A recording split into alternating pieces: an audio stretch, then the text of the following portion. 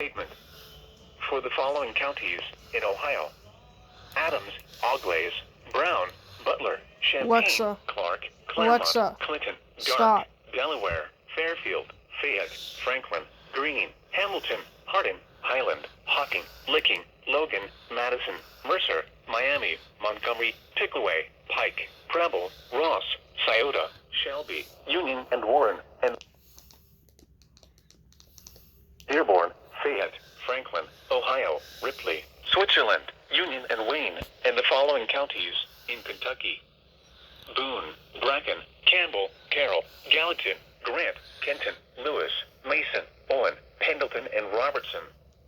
Gusty winds possible this evening. Gusty winds of 35 to 45 miles an hour are possible this evening during the onset of precipitation between 8 p.m. and midnight. Secure loose outdoor objects. Be aware of strong gusts while driving, especially in high-profile vehicles. Now here is the official National Weather Service forecast for Central Ohio.